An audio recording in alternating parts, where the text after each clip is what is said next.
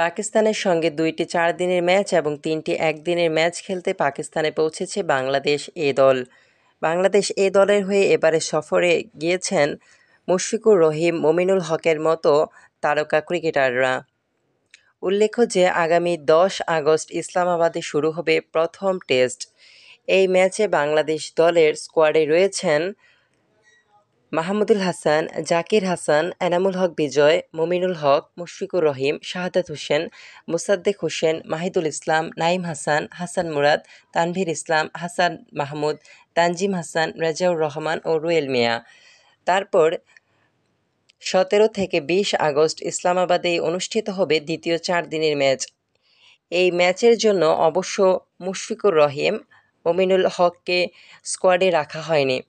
স্কোয়াডে যাদেরকে রাখা হয়েছে তাদের মধ্যে অধিনায়ক এনামুল হক বিজয় ছাড়াও রয়েছেন মোহাম্মদ নাঈম, সাইফ হাসান, সৌম্য সরকার, শাহাদাত হোসেন, মোসাদ্দেক হোসেন, জাকির আলী, তাওহিদ হৃদয়, মাহিদুল ইসলাম, হাসান মুরাদ, তানভীর ইসলাম, মোহাম্মদ সাইফুদ্দিন, তানজিম হাসান, রেজাউর রহমান ও রুয়েল মিয়া।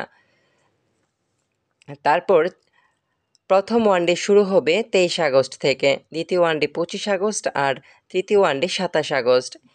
এই ৩টি ওয়ানডের জন্য বাংলাদেশের স্কোয়াডে রয়েছেন সৌম্য সরকার, এনামুল হক বিজয়, মোহাম্মদ নাঈম, সাইফ হাসান, তাওহিদ হৃদয়, মাহিদুল ইসলাম, মোসাদ্দেক হোসেন, জাকির আলী, রিশাদ হোসেন, মেহেদী হাসান, তানভীর ইসলাম, মোহাম্মদ সাইফুদ্দিন, তানজিম হাসান, রেজাউর রহমান ও রুয়েল মিয়া।